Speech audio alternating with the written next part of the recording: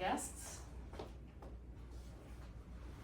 Hi, my name is Diane, and I'm here today to talk to you about the mysteries of music and how it affects your brain and improves your life.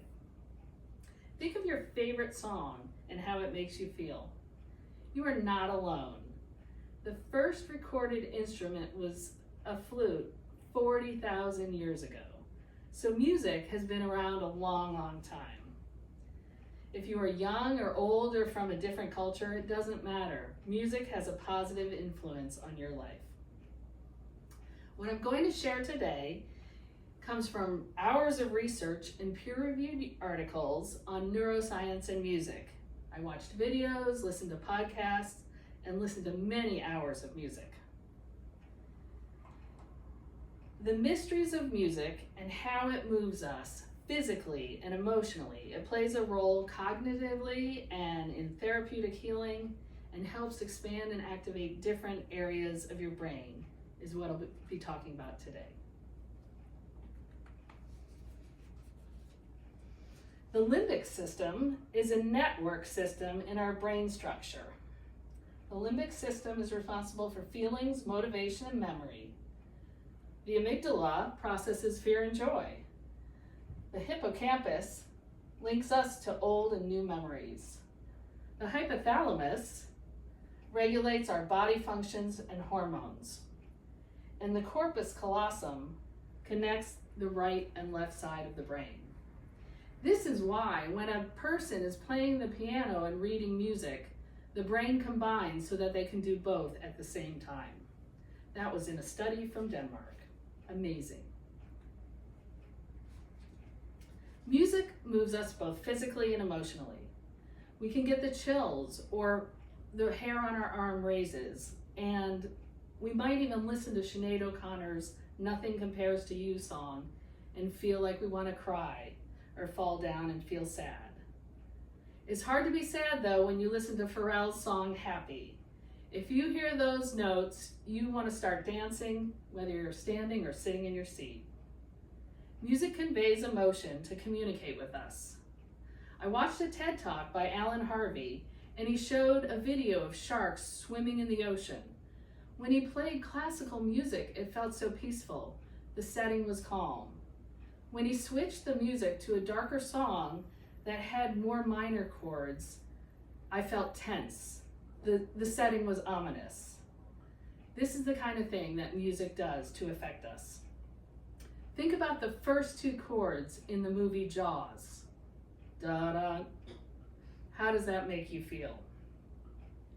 Music also helps our mood. It triggers dopamine, which is the pleasure and reward response in the frontal core.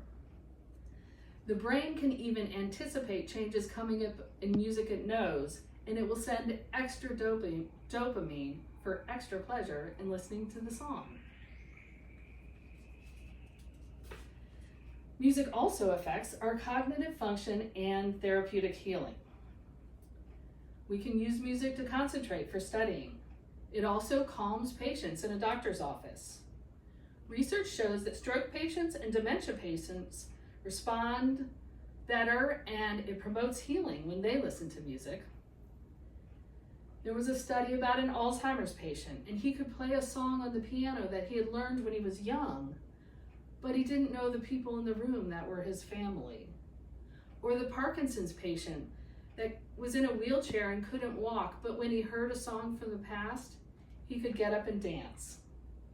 When the music stopped, he could no longer stand.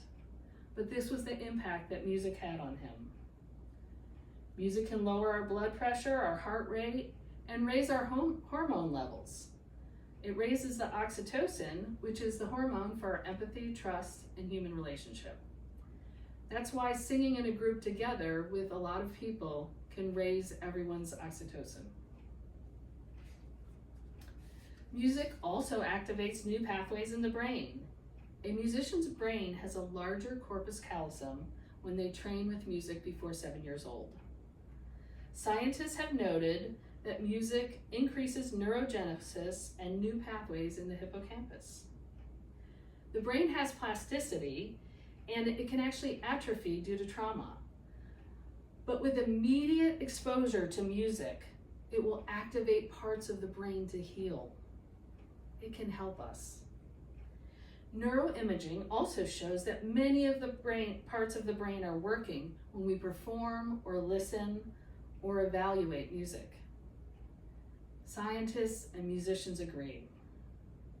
Music plays a significant role in our physical and mental health, from childhood to the end of our lives. The brain holds mysteries, and it helps us with our physical and emotional being. It lifts our moods and spirits, and it creates new neural pathways. So the next time you listen to music, remember, you are improving your brain and improving your life. As Plato said, I would teach children music, physics, and philosophy. But the most important is music, for the patterns in music and all of the arts are the keys to learning. Thank you.